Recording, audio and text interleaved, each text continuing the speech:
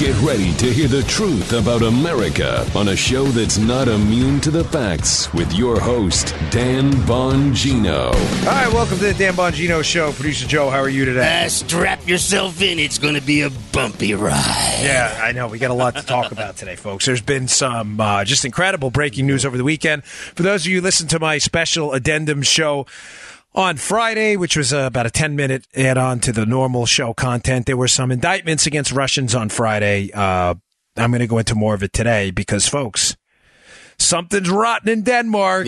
Yeah. I had some time to digest these indictments over the weekend, and something's up about these indictments. I think they're hiding something significant, and we're going to scramble your eggs a bit in this show. And as always, I don't rehearse any of this with Joe, so I want a genuine reaction. But today's show brought to you by our buddies at Wax RX. Hey, when your ears aren't clean, they can get really uncomfortable. They itch, they're painful, can get plugged up, making it harder to hear.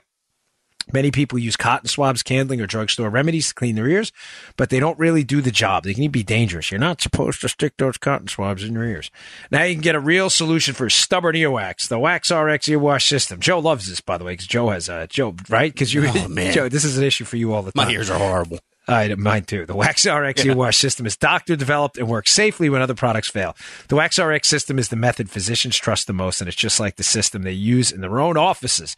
Wax RX comes with everything you need to safely clean out earwax and condition your ears conveniently at home for less than the cost of a doctor's visit. You don't want to have to go to the doctor. The doctor-developed Wax RX system uses special wax softening drops, and it breaks down the earwax inside your ear. It has a specially engineered pump fitted with a unique tip to gently deliver the perfect amount of cleansing pressure to flush wax away. Finally, the pH-conditioned formula rinses and soothes your ears, making for the ultimate, most complete earwax removal system available. Thanks for supporting our sponsors. It's a great company. Love these guys. Visit GoWaxRx.com. That's GoWaxRx.com. Order your reusable earwash system today. Give you a promo code. We always love those. Dan, my first name, D-A-N.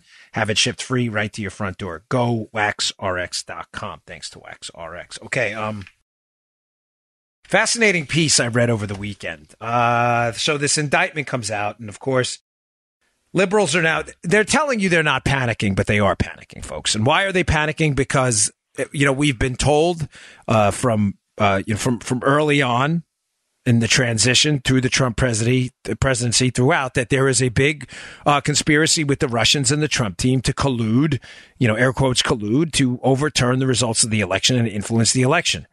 Yet we had more indictments. We had 13 more indictments. We've had indictments of and prosecutions and pleas from Mike Flynn, which is becoming more and more suspicious by the day, by the way. Paul Manafort. We've had George Papadopoulos. And we still, folks, have not seen any evidence of collusion. Boom. Nothing. Now, here is what's unbelievably suspicious about this indictment, the Manafort indictment, and other ones. There is still no conspiracy to collude to overthrow an election in any of these indictments. Now, you may say, but Dan, there were 18 U.S.C. 371. Manafort got charged with conspiracy. The Russians here got charged with conspiracy. But, folks, I have to take this show slowly today because you can probably tell I'm getting really frustrated here. Yeah. I have to deal with, this is my job. I have to deal with liberals all day. So I'm not whining. I love what I do. But I have to deal with them all day on social media, on emails I get to my email because I give out my email. They just won't let it go. There is the conspiracy charged, 18 U.S.C. 371, both in the indictment on Friday of the 13 Russians for meddling in the election and the conspiracy charge leveled against Paul Manafort, make absolutely no mention of a conspiracy, criminal conspiracy, with any knowing participants of the Trump campaign. Folks, as I've said now repeatedly, how can you conspire and not know you're conspiring? How can you unwittingly collude? Rosenstein, I'm repeating this for a reason. It's going to make sense in a second. Rosenstein was crystal clear, the Deputy Attorney General, at his press conference on Friday, Joe. Yes. Was crystal clear that no Americans were knowingly involved in this effort by the Russians to buy Facebook ads and to cause chaos.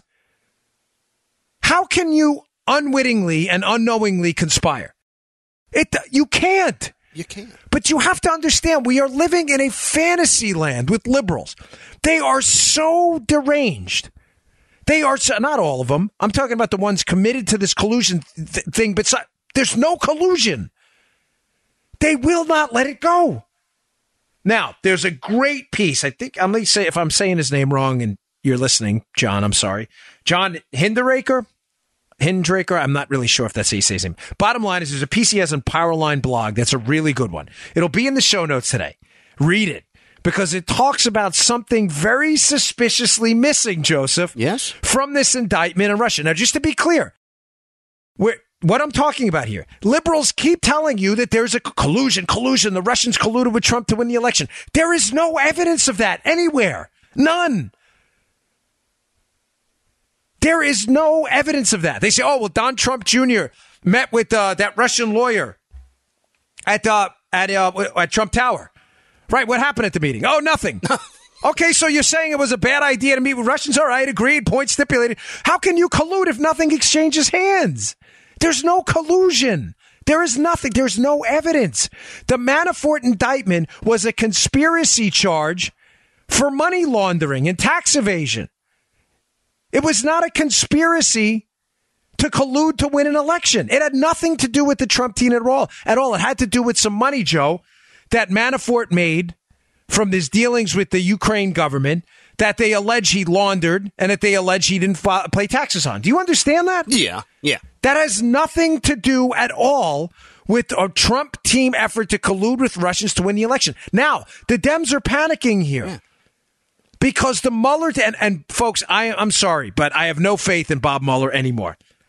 I get it. A lot of Republicans, swamp rats, they feel like, oh, if we insult Bob Mueller, you don't have to insult him. This is a farce. The special counsel's a farce. Mueller's team is a joke. The whole thing is a farce. It was established on this whole premise that Trump colluded and they were going to find evidence of it, and they can't, and they keep going down and down and down and down the rat hole. So this Powerline blog piece, to get to the point, sorry, pulling this up, mentions that it's fascinating that in the opening paragraph of the piece of the prosecuting document, Joe, by Mueller against the Russians, it talks about how it's against the law for foreign nationals to spend money to influence U.S. elections. I'm reading from the piece here, or for agents of foreign countries to engage in political activities without registering. But no one in the indictment's actually charged with any of that. As a matter of fact, Joe, interestingly enough, what is it, 18 U.S.C. 30121, which says here, it is prohibited and unlawful for a foreign national, directly or indirectly, let me just go to C, because this is where it obviously happened, right, to make an expenditure, independent expenditure or disbursement for an electioneering communication. It's also illegal for them to make a contribution or donation of anything of value or to make an express or implied promise to make a contribution in connection with a federal, state, or local election. In other words, foreign nationals cannot spend money to electioneer in the United States. Yeah. That is against the law. Right. But, Joe, despite the fact that the Mueller charging document opens by laying all that out, it never charges them with it. Folks, what are they hiding? I am starting to seriously question the motives of Bob Mueller. I get it. The man had a distinguished career in government. That does not absolve him of due criticism when I think something is absolutely transparently wrong here. Now, Joe, the question you should be asking, and you're probably doing so as a ombudsman for the audience, is, so what the hell were they charged with? It's exactly what I've been asking. They were charged with conspiracy. 371. But not a conspiracy to collude with the Trump team. They were charged with bank fraud and wire fraud. Right. And they were charged with identity theft for basically setting up fake Facebook accounts in false names. But why weren't they charged with trying to influence an election? Well, the theory, Hendrik. There you go. Yeah, you can see. You see where I'm going with this? Yeah. The theory that this guy Hindraker has in this is that because if Mueller's team charges these Russians with this crime of influencing a U.S. election, that it opens up the Hillary Clinton team and Christopher Steele to all kinds of charges later on. Now, in the Hinraker piece, there is I'll give him some credit. He presents another viewpoint from a legal scholar who says, well, that's not necessarily true because Christopher Steele didn't, in effect, provide a contribution or a donation. He was paid fair value for his services. But my question is then, if that's the case, and this payments to Christopher Steele, folks, I promise I'll sum this up. Don't lose me. This is important because it speaks to a larger narrative that I'm going to get to in a minute about how the entire Democrat House of Cards is falling down in front of our very eyes. If the payments to Steele, Joe, were entirely legitimate through Fusion GPS and Hillary, then why didn't Hillary pay Fusion GPS directly? Why did they go through a law firm first and launder it as legal services? Why? What I'm telling you folks here, and let me be fair here, I am speculating a bit. I am giving you a bit of opinion. I've got some quality sources, but I haven't been led completely down this path where I'm absolutely confident what I'm saying. I'm just going to be, because I don't like that. But I'm telling you based on a collection of evidence, things I've seen based on the Manafort indictment, the failure at any point for anyone to plead guilty to a conspiracy to collude to overthrow an election or to engage and influence a foreign election. Nobody's pled guilty to that. There is no evidence of that. I'm starting to believe that the Mueller probe is hiding something. And what I think they're hiding is there is a more detailed and layered arrangement between Hillary, Fusion GPS, and Russian sources of information that we're being led on to believe. Now, let me wrap this up. That may be the reason that they did not indict these Russians for influencing a U.S. election. Just to be clear, because, Joe, it opens up Pandora's box for Hillary and her team then to be indicted as well for basically paying a foreign national to gather information from the Russians to, in fact, influence a U.S. election. Listeners, we all got that. We're with you, Dano. Okay, and it's a brilliant. And by the way, I like this piece because I always like when they give you point counterpoint. He says, "Hey, listen, I was contacted by another legal scholar, like I said, who disagrees, and here's why." And he lays it out. But folks, that is a fascinating premise. What else are they hiding here? Now, I'm going to take you further down the rabbit hole. So just to be clear, and again, I beg your forgiveness for walking through this stuff slowly, but I do not want you to leave this episode in any way confused about where I'm going or what I'm saying. I'm going to tell you what I'm going to tell you. I'm going to tell you, and then I'm going to tell you what I told you. Cool. The indictments in this case so far, liberals are always celebrating these indictments. Look, we got Manafort, we got Papadopoulos, we got Flynn, we got 13 Russians. Ladies and gentlemen, the entire liberal credo here, their life ethos is that Trump colluded with the Russians to win the election. None of these indictments say that. Ladies and gentlemen, just read them. It doesn't say that anywhere. It says Russians meddled in our election. By the way, on behalf of Hillary in many cases, just read line 53 in the indictment on Friday. Just read it. It's in the show notes on Friday.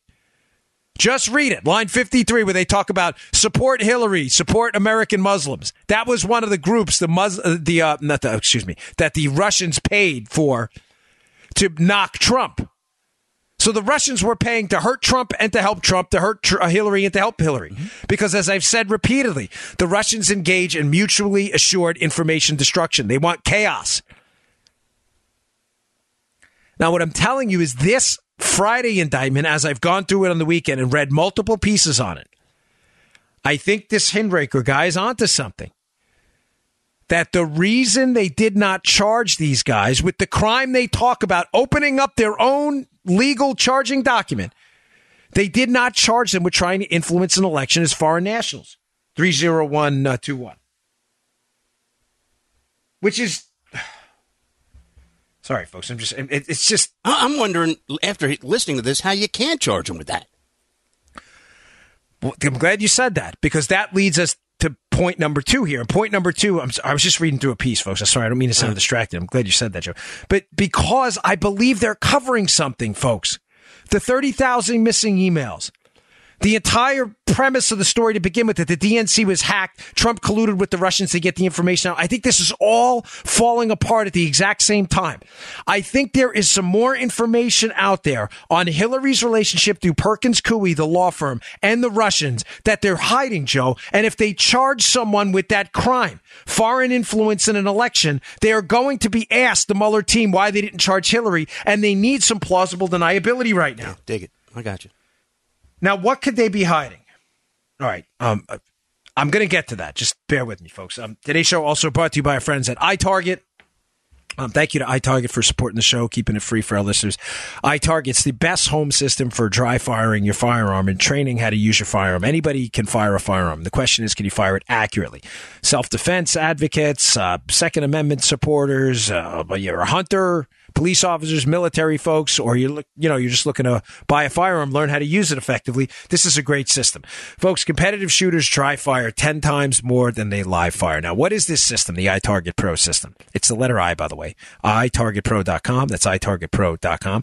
It is a laser bullet. My father loves this thing, by the way. Can't put it down. A laser bullet they will send to you. It goes in the firearm you have now. You don't have to make any special manipulations. You have a 9mm weapon, they'll send you a 9mm round, right? It also comes with a target and a phone app. When you drop that round into a safely unloaded gun, check it twice, check it 3 times. You're going to drop that laser bullet in. When you depress the trigger of your firearm and you aim at the target, it's going to show you exactly where that round went.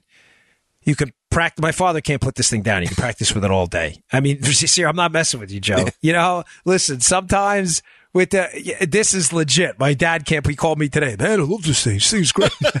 I'm telling you, I love my father to death. But Dad, this thing's great, man. I just sent him another one, so he loves it. It's at iTargetPro.com. That's iTargetPro.com. You drop this laser bullet in. You don't have to make any special manipulations to your gun. You can work on your grip. You can work on your sight alignment. You can work on your trigger control, all in the safety and security of your own home. Go pick it up. It's available at iTargetPro.com. That's iTargetPro.com. Promo code Dan for 10% off. Dan. Okay, getting back to this. So what are they hiding? Does Mueller know, Joe? So we end it. Again, if I'm losing anyone, stop me. Yeah, you're cool. Does Mueller know something about Hillary's relationship with the Russians that they're afraid when it comes out, if they charge these Russians on Friday with trying to influence a U.S. election as foreign nationals, that they would expose them to charges that, well, why aren't you charging Hillary too? I think they may. And here's why I'm starting to think something's up. Adam Schiff made some very, very interesting comments this week. Now, who's Adam Schiff? Adam Schiff is the Democratic ranking member on the House Intelligence Committee there. And Schiff, after the Friday revelations about Russians interfering in our election, there was an interesting revelation. If you listen to the special commentary we did afterwards, there was an interesting revelation in there, Joe, that the Russian meddling started in 2014. Now, Donald Trump's candidacy did not start for president, obviously, in 2014. So even among some of the liberal media folks, some of the commentary has been, well, I mean, when are we going to start pointing out that Obama may have dropped the ball here as well? Listen, folks, if it started in 2014 and Trump's campaign for president didn't start till way after that, then we have a serious problem here, because think about it. If Russians were meddling in the election all the way back to 2014, Trump wasn't even running at the time, then how is it that they can possibly have been have gotten involved in the election exclusively for the purpose of electing Trump? It doesn't make sense. Ladies and gentlemen, Democrats are starting to recognize this, that they've got a problem. We got a problem. What is the one I always mess up, Joe? Is it I'm coming for you. Oh, I'm coming. Elizabeth. What's that? Yeah, Elizabeth. That's it. I always mess that up. Elizabeth. That's right. Elizabeth, I'm coming for you. They got a problem. They know they've got a problem. Adam Schiff has said as much. Listen to this. Piece on the Washington Examiner. Be at the show notes today. Bongino.com, along with the Powerline blog piece. Please read it. If you join my email list, I'll email it right to your email box. Great piece in the Washington Examiner. Talking about these comments Schiff made that, he's like, hey, listen, this is kind of screwed up. This is Schiff, the Democrat. He says, this here's from the Washington Examiner piece. The comment comes after Schiff said the Obama administration's lax response to the 2014 hack of Sony helped encourage the Russians to pull off their influence campaign in the 2016 election. I think that others around the world watched that and determined that cyber is a cost-free intervention, Schiff told NBC's Andrea Mitchell, as Rush would say, at an event Saturday. He added the Obama administration should have done more to alert the American public there was interference in the 2016 election. Whoa! Whoa, whoa, whoa. This is one of the biggest hack sellout Democrats up on the Hill, Adam Schiff, who for 2 years now has been telling us that the Russians colluded with Trump to win the election. He's now coming around and Obama bears some blame too. What is going on here, folks? Say what? Say what is right. Yeah. I'm telling you what's going on. I alluded to point one here. There is information, I believe, that's out there that is coming in the IG report. Remember the Inspector General report, Michael Horowitz's report on Hillary and the handling of her email case that's due to drop in March. I'm absolutely convinced that there is going to be information about in that report about Hillary and contacts with foreign governments that are unsavory at best. And they are going to have a lot of splaining to do. So all of a sudden, the Democrats, after Friday's indictment, which, by the way, contained, again, for the 1,000th time, no evidence of collusion with the Trump team at all, they're starting to panic. They're like, oh, my gosh, we don't have anything. We have spent 2 years talking about this. By the way, not a coincidence. The Republicans are breaking even in the congressional generic poll balloting. So think about what's going on behind the scenes, Joe. The Democrat hacks for 2 years, and I'm not talking about you voters out there. I'm talking about the hacks on the Hill. For 2 years have been fully invested in Trump is Satan. Trump colluded with the Russians to win, and the entire thing is falling apart as the tax cuts kick in and people like them, and the Republicans are recovering. They even took the lead in the generic congressional ballot, and they're like, holy we just spent 2 years on this. We have not a scintilla of evidence. We're never going to get Trump because there's no there. And all of a sudden, the Republicans are creeping. They're creeping. They're creeping up. What do we do? Even the hacks are getting worried now. Now they know the IG report's going to drop soon. The Inspector General report. Looking into the Hillary email investigation. By the way, that's been the source of all of these negative stories about the FBI mishandling of the case. All of this stuff's getting ready to drop, and they are panicking. And I guarantee you, in that IG report, there's going to be some campaign contacts with foreign nationals that are unsavory. And that is a damn good theory by Hindraker as to why Mueller did not charge them with foreign influence, the Russians, foreign influence in an election. Because if he did, the public is going to say, hey, what about the Hillary folks? We got some stuff there, too. I don't trust Bob Mueller as far as I can throw him, folks. One more thing I brought up in the past. I think Schiff and the Democrats, and I think to some respect Mueller, who at this point seems to be clearly just vindictive towards Trump. It doesn't seem like this guy has his sole purpose, Joe, was to determine if Trump colluded with the Russians to win the election. He can't find any evidence, and he keeps going and going and going. I think also those Hillary Obama emails I keep telling you about, we know they exist. We just haven't seen them. I've told you over and over that if those emails in any way talk about the coordinated use of money through Perkins Coie, the law firm they paid, Hillary, that is, to pay Fusion GPS to get information from the Russians. If Obama was aware of that and aware of payments made that made their way to foreigners, foreign Russians, to give information that made it into these charging documents, they are in a world of pain. We haven't seen those emails. But, folks, we know the emails exist. We also know that Obama for America, his campaign arm, Organizing for America, it was a Freudian slip. It was Obama for America. After he couldn't run for office anymore, his campaign operation became like an outside spending effort, Organizing for America. But it was still all of the Obama people. Right. Those same people made hundreds of thousands of dollars in payments to the same law firm that paid foreign nationals to gather information on Trump. Do you see how this ties into what I said about the first thing here?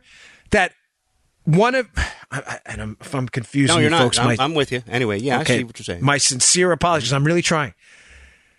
The counter to the argument that, Mueller didn't charge these foreign nationals were trying to influence an election directly because they're trying to protect Hillary's nonsense, because Hillary's payments to Christopher Steele were on the up and up, even though he was a foreign national. Right. Hillary didn't pay Christopher Steele. Hillary's campaign paid to a law firm for legal services. That's why I'm telling you I think they're hiding something. Mm-hmm. Obama's OFA, Organizing for America, made payments to the same law firm. What I'm trying to tell you is that theory to me would hold water, and I don't know the guy who wrote the counter opinion. He sounds like a very reasonable guy in the Powerline piece. He doesn't sound like he's got an agenda at all. I mean it. But I think what he's leaving out here is if that were the case and Hillary wasn't worried at all and the Mueller team wasn't worried at all about the Hillary people, then why did Hillary launder the money? Or at least I shouldn't say launder the money. Why did they give the money to Perkins Coie to pay Fusion GPS if it was all on the up and up? Folks, this doesn't make sense. This thing stinks. They know something. I'm telling you, the entangled web between the Hillary team, Fusion GPS, Steele, and the Russians is deeper than I think has been revealed yet. And this is why the Mueller team has to be very delicate in everything they charge. They have yet to charge anyone with actual collusion to overthrow the election in conjunction with the Trump team. It's only been, Joe, almost a year now. Mm-hmm. Now, this is the coup de grace, all right? Over the weekend, I did an appearance on Fox and Friends, and I mentioned this to them, and they pulled up the sound later. I have the sound for you. Get this cut ready, Joe. This is why, now I've told you a couple reasons why I think Hillary, and just to be clear, to rewind a little bit, and again, I'm sorry, I'm trying to insult you. I just want to rewind just a little bit before we get to the sound, because it's important. The premise of what I'm telling you is the Mueller team's panicking because they got nothing. They got nothing. They've got nothing. The Mueller team is just charging people with stuff totally tangential to their mission. Collusion with Russia to win an election. They have none of that. They have Russians for Facebook ads, by the way, some of which support Hillary, some of which support Trump. That is not in any way collusion with Trump. The Manafort thing had to do with his business dealings in the Ukraine. There's no conspiracy to collude here that anybody's pled guilty to, and there's no charges coming forward. It's not happening. They're panicking. The Mueller team's panicking. The Democrats are panicking, too, because with each passing indictment for everything other than collusion, they look like a bunch of, the sky is falling, the sky is falling, the sky is falling. They got nothing. Now, what was the entire Russian collusion story premised on? This is important. Go back to 628 and listen. Episode 628 of ours, if you missed any of this. The entire Russian collusion story, in a sentence or two, was the Democrats hacked the DNC. The Russians hacked the DNC. Russians hacked the DNC, had the information. They colluded with the Trump team to get that information out there to alter the results of a presidential election. That is the entire premise of the collusion narrative. But what if the Russians didn't hack the DNC? Folks, I know I've kind of hit on this a little bit in some of my past shows, but do you understand that if the Russians themselves, as an organized intelligence entity, the Russian intelligence services, did not hack the DNC, that you understand, right, that their entire story, the whole story falls apart. You following, Joe? Absolutely. The entire premise of the story was the Russians hacked the DNC. The Trump team colluded with them to get the information on WikiLeaks to alter the results of the election. If the Russians didn't hack the DNC, how could you collude to get the information out if the Russians didn't hack it? Now, you may say, Dan, 17 intelligence agencies agreed that the Russians hacked the DNC. No, they didn't. I'm going to include in the show notes, again, another piece by Zero Hedge. It's a pretty good one. It's an older piece, but it is absolutely applicable right now into the sound I'm about to play for you. It goes over thoroughly how the FBI, I wrote this in capital letters, Joe. The FBI, ladies and gentlemen, never forget this, ever. Never has looked at the DNC servers. Matter of fact, Joe, quoting Jim Comey, there were multiple requests made to look at those DNC servers that, Joe, were hacked by the Russians that were denied. Now, BuzzFeed is suing them, as I told you on last week's show, for evidence that the DNC servers were hacked, because BuzzFeed's being sued about the dossier and needs evidence that the DNC was in fact hacked by the Russians. Denied. Why? Why is it denied? If the DNC is so sure they were hacked by the Russians and that Trump then colluded with the Russians to get this information out there, if they're so sure of it, why not just let us look? Why not let the FBI do a forensic analysis? Let me suggest to you that this cut by Barack Obama, this is his last press conference after Hillary loses the election. This is in December. Election day was in November. He's still the president, obviously, but he's as lame a lame duck as you're going to get. He's about to lose the presidency in a month. He gives a press conference, and here is the genesis of the entire collusion fairy tale. This was not some elaborate, complicated espionage scheme.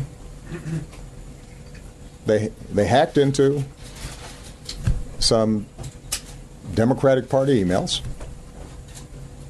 that contained pretty routine stuff, some of it embarrassing or uncomfortable, because I suspect that if any of us got our emails hacked into, there might be some things that we wouldn't want suddenly appearing on the front page of a newspaper or a telecast, even if there wasn't anything particularly illegal or controversial about it.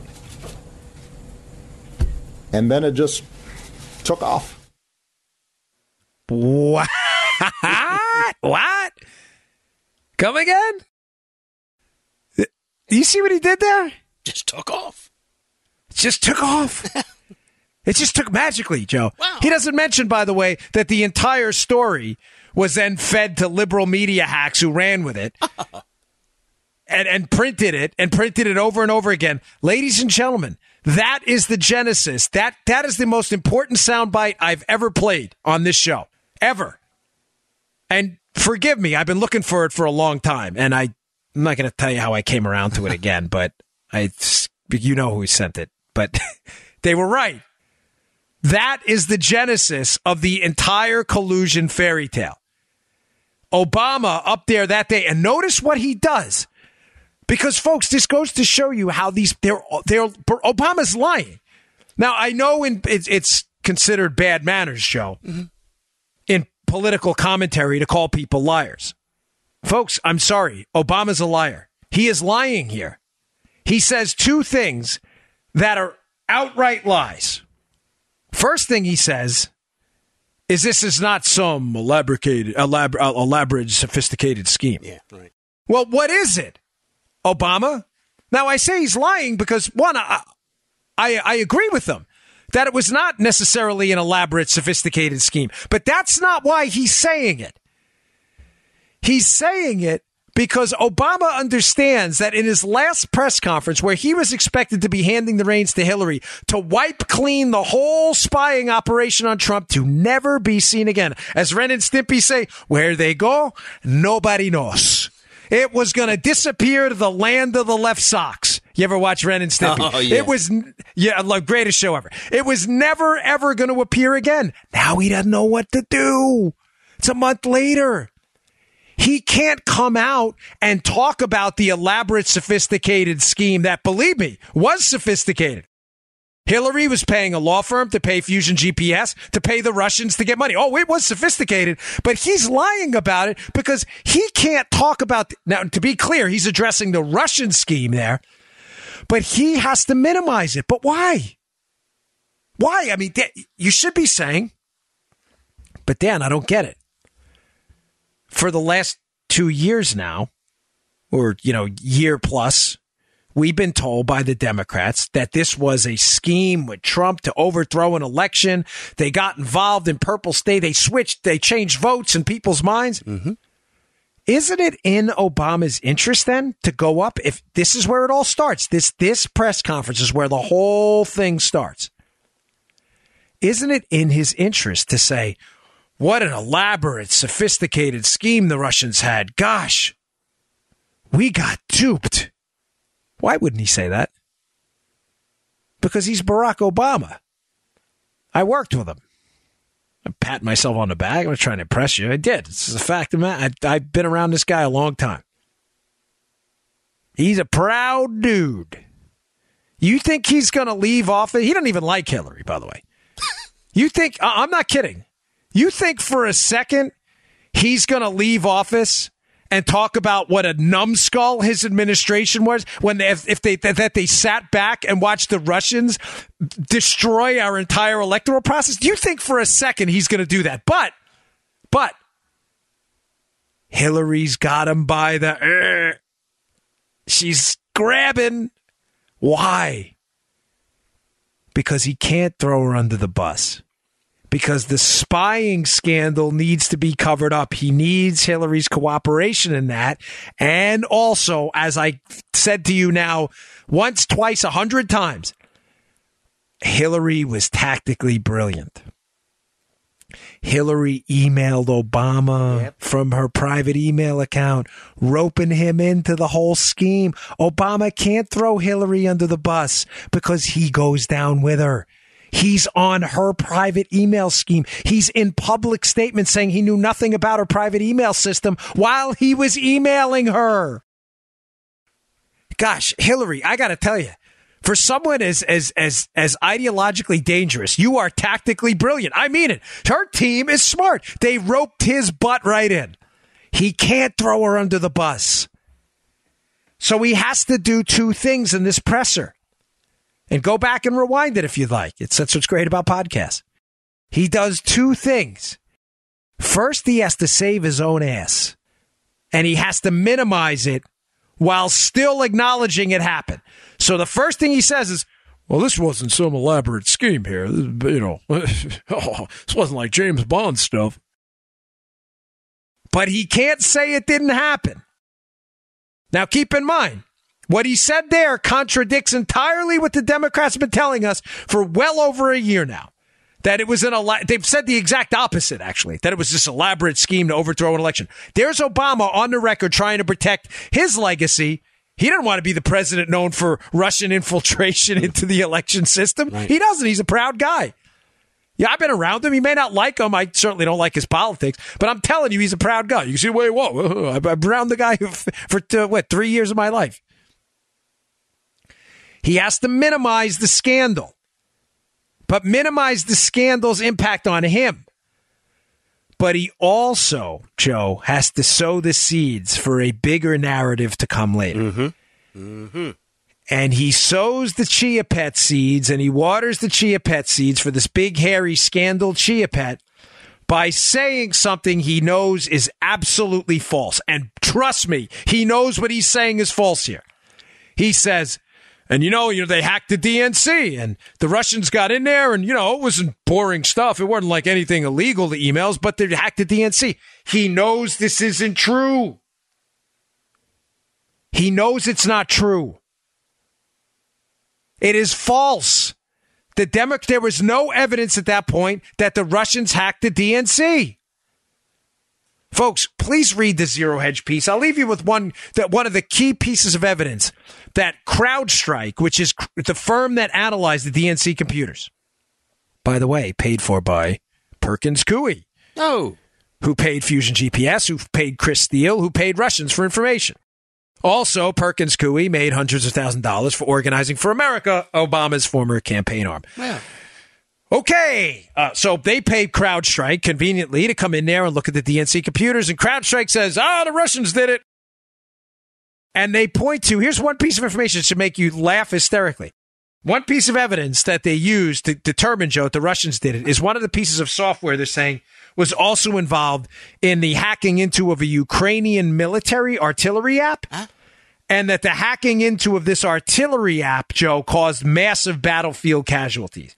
So in other words, you get what I'm saying? They're saying, look, the similar type of thing that happened with the Ukrainians happened at the DNC, therefore the Russians did it. Here's the problem, folks. Okay. Both the maker of the app and the Ukrainians, who, by the way, were very pro-Hillary, are like, hey, Daddy-O, that didn't happen. Folks, there's more. Could the Russians have hacked the DNC? Yes. What I'm telling you is 17 intelligence agencies at no point came to a conclusion that the Russians hacked the DNC. What they came to the conclusion was that there was similar patterns involved, because the intelligence agencies and law enforcement agencies involved in the report never looked at the servers, the computers, never. They're relying on a now, I don't want to say thoroughly discredited, but largely discredited report put together by CrowdStrike that uses information that even the other parties the information's about are saying, no, that's not true.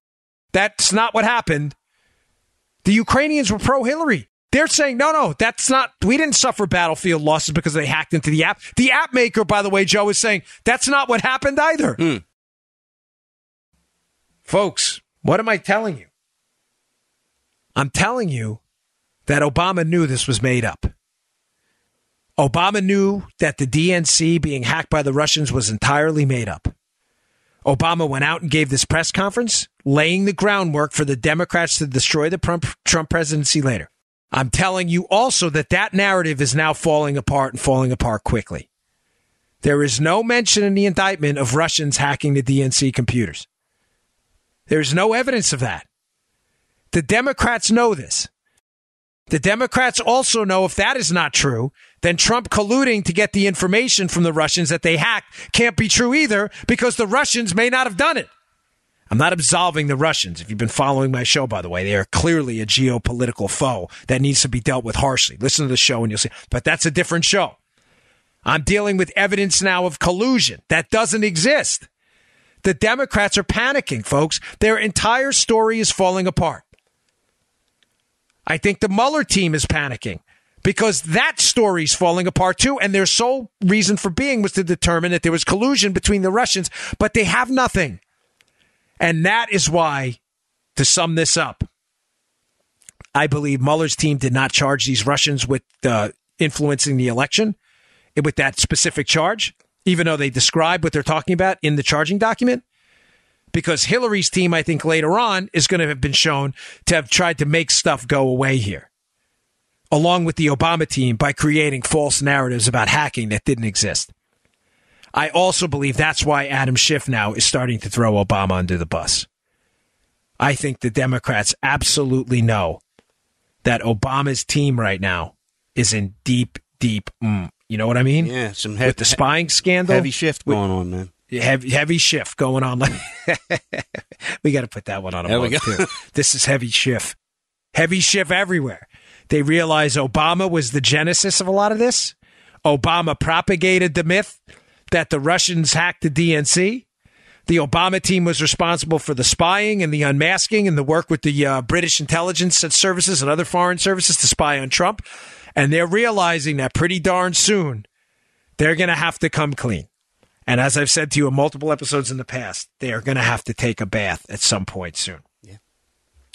All right. I got a couple other things to get to here. One, which was mind-blowing this week, and that has not made, the mainstream media coverage the way it should, because it's a mind-blowing statement by Facebook. And if you missed it, you need to hear about it. All right. Get to that in a second. All right, filter by, folks, Dallas, 11 degrees. New York, super cold. I went up there for a Christmas party. It was freezing. Minneapolis is -5 for the Super Bowl. Winter's in full swing. Your HVAC system's working. OT, overtime, baby. If you aren't properly maintaining your filters, you're not only breathing unhealthy air, you might find yourself with no heat and thousands in repairs. Thumbs down for that. Yeah. Now there's a better way with filterby.com. America's leading provider of HVAC filters for homes and small businesses. You got a factory with 1,000 filters? These are your guys. You got a house with 4 or 5 filters? These are your guys, too. They make their products right here in America. FilterBuy.com carries over 600 different filter sizes including custom options, all shipped free within 24 hours, manufactured, as I said, right here in the great old US of A. Filter By offers a multitude of MERV options all the way up to hospital grade, so you'll be removing dangerous pollen, mold, dust, and other allergy-aggravating pollution while maximizing the efficiency of your HVAC system. Don't let it break down like me. It cost me a fortune. What a headache that was. Right now, you can save 5% when you set up auto delivery, so you never need to think about air filters again. Save money. Save time. Breathe better with FilterBuy.com. That's FilterBuy.com. FilterBuy.com. Thanks for supporting them, by the way. There's no promo code for them, but trust me, folks, they know. Thank you to everyone who emails me. It's FilterBuy.com. But they know it's coming from our audience. Believe me, they are very happy. So we appreciate you supporting them. FilterBuy.com. Okay. Story and IJ review I will put up at the show notes today. If you missed it, you got to read it. It's a great one about the Facebook, their vice president of advertising. I don't know this guy's politics. I personally don't care what his politics are, but it's a pretty amazing story. Hold on 1 second here. Oh, okay. Sorry, getting text during the show, as always. The Facebook VP of advertising this guy's admitting, and I'll put, you can read his exact quote, that most of the advertising, Joe, that the Russians paid for was done, listen to this, folks, after the election. This is their VP of advertising. This is not some local backbencher in Facebook. Now, he puts up a pretty dispositive statement that, listen, I get that this doesn't correspond with the media Trump narrative. This is him saying this kind of stuff. But the fact of the matter is, a lot of the Facebook ads, so basically we have Russian Facebook trolls paid for advertisings after the election. Folks, how can you collude to win an election with the Russians, to get information hacked into the DNC, if the DNC, number one, wasn't hacked by the Russians, then number two, the Facebook advertising you paid for, supposedly to advance the Trump cause, was done after the election? Yeah, it's kind of tough. It's kind of tough to... Yeah. Joe's like shaking his head. I don't... This does not require even an audience ombudsman.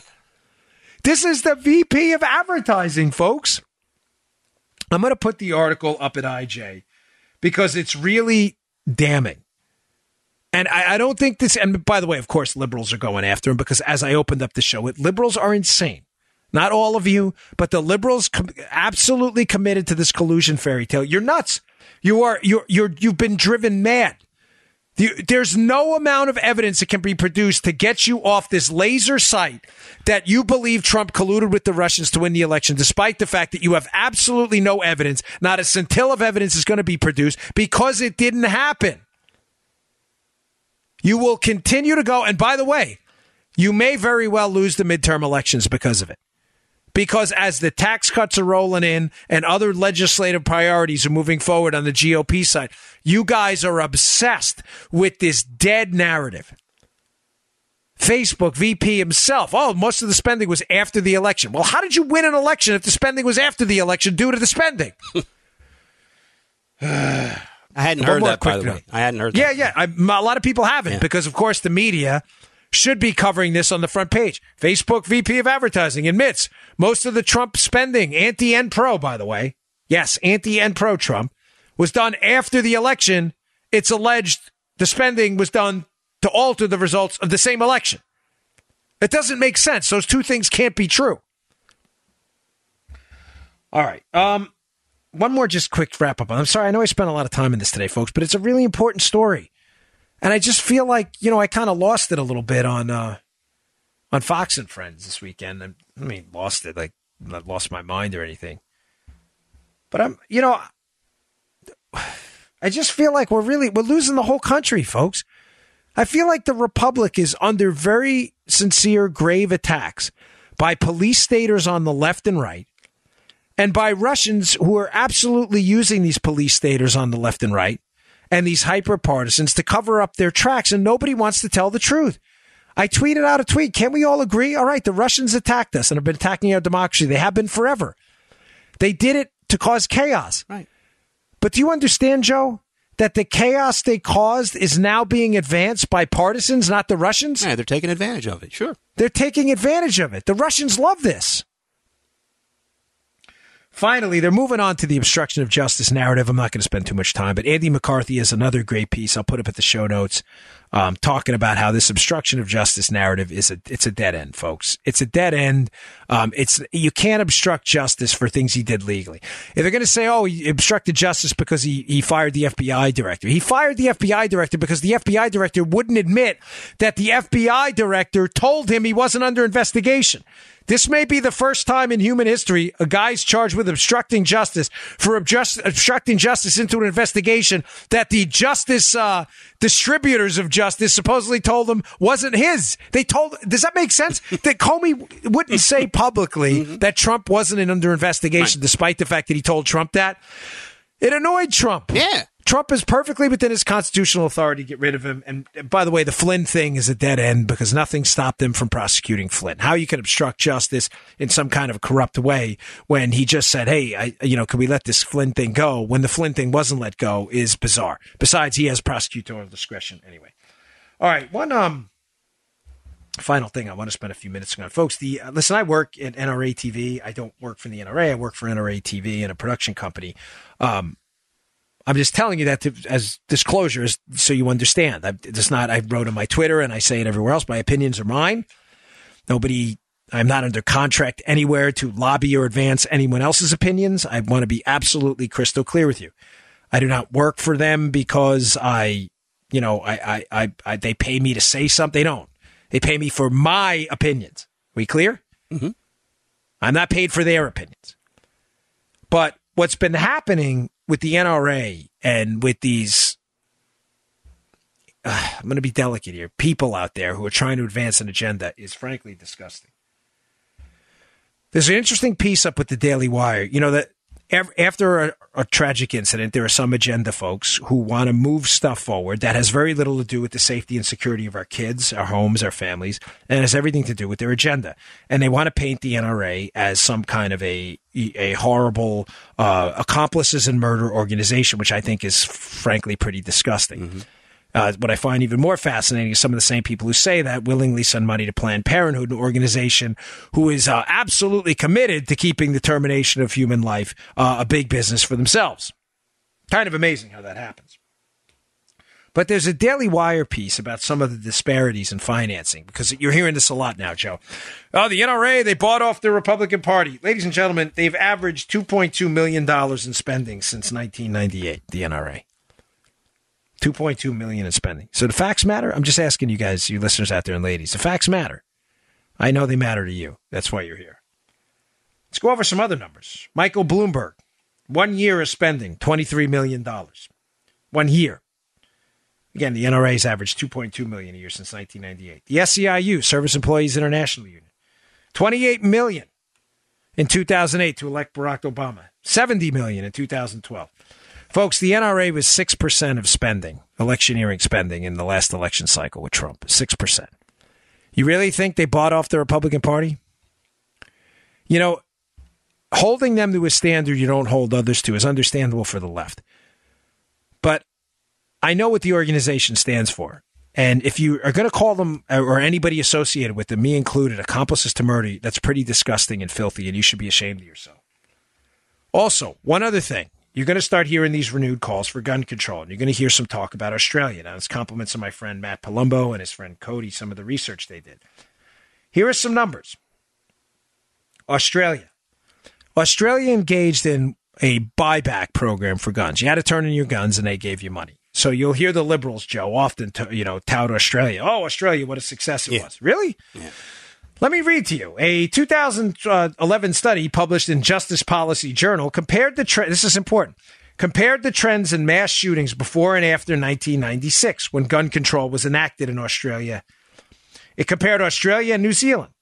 New Zealand is Australia's neighbor and is very similar socioeconomically. But unlike in Australia, Joe, it retained the legal availability of guns that were banned and confiscated in Australia in 1996. So just to be clear, 1996, Australia's gun ban goes into effect. New Zealand has a similar societal makeup. New Zealand does not have the gun ban. So this journal, this Justice Policy Journal, did a study. Now, if what liberals are saying that Australian gun confiscation, is such a success, you would think that Australia would see some significant difference in their gun violence in conjunction with New Zealand that did not have the gun ban, right? Yeah, that's correct, Dan. You'd be wrong, Joe. Oh. Of course, because I set you up and I wanted you to say that, of course. So it says it thus served as a useful control group to observe whatever effects gun control had on mass shootings. The authors of the study found that, after taking into account difference in population size, Australia and New Zealand did not have statistically different trends in mass shootings before or after 1996. Indeed, New Zealand has not had a mass shooting since 1997, despite the availability in that country of firearms banned in Australia. Here's another one. Sorry to read this to you folks, but this is important because you're going to hear about what a success. By the way, Australia has more guns now than they did before the 1996 gun control. Did you know that? Liberals won't tell you any of this. Here's another one by the American Medical Association, Joe, a far-right group, right? The American Medical. I mean, let's be realistic, folks. This is the American Medical Association does not have a partisan leaning to the right. It says, what about firearm homicide rates? A 2016 AMA study, American Medical Association, examined trends in firearm homicides and suicides before and after the adoption of gun control in Australia in 1996. Folks, you interested in data or what? The authors found no evidence of a statistically existing downward trend of the firearm homicide rate. The AMA study did find a decline in firearm suicides following gun control, but noted there was a larger decline in non-firearm suicides, so the decline in firearm suicides could be part of a larger trend. Folks, let me read this one sentence again. The authors found no evidence of a statistically significant effect of gun control on the pre-existing downward trend of the firearm homicide rate. Now, why am I telling you this? Because, folks, the liberals who keep suggesting we follow this Australian gun confiscation pathway, what they seem to casually leave out of the argument here is that there is a very real penalty for others here. You will have a large majority of Americans who will be precluded from defending themselves with the firearm of their choice, legal firearm of their choice. Do you understand that? This is what, I don't know if I'm being clear on this show. Yeah, you are. The data does not support the fact that these gun bans or confiscation routines work at all. Right. You act as if doing it is, quote, doing something. But doing something is doing something malicious to someone else, which is taking away their right to defend themselves with no evidence that you're doing anything to make anyone else any safer. Do you understand now why, I discussed this a little bit in last week's show too, why people like us are so upset at the left? Because you keep talking about doing something, but what you talk about doing, you have no evidence to show actually works to do what you say it's going to do. And at the same time, you are stopping me from defending myself how I choose to do it. That's why this argument never goes. By the way, as you call us accomplices to murder, murdering thugs, and you basically hammer us on social media. Folks, does the data matter or not? It's pretty clear that criminals will access weapons when and where they see fit.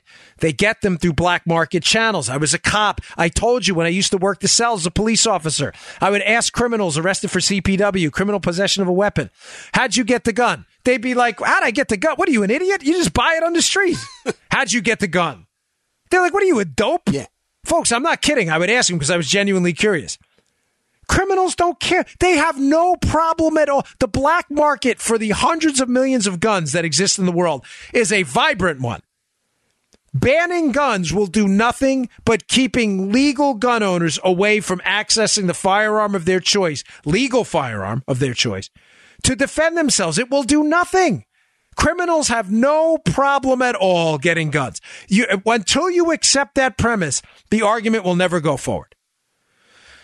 All right, folks, thanks again for tuning in. I really appreciate it. Please go to the show notes today at Bongino.com and check us out and join my email list. I'll send you these articles, some really good ones today, so be sure you read them. Thanks a lot. I really appreciate it, and I will see you all tomorrow. You just heard The Dan Bongino Show. Get more of Dan online anytime at conservativereview.com. You can also get Dan's podcasts on iTunes or SoundCloud. And follow Dan on Twitter 24/7 at DBongino.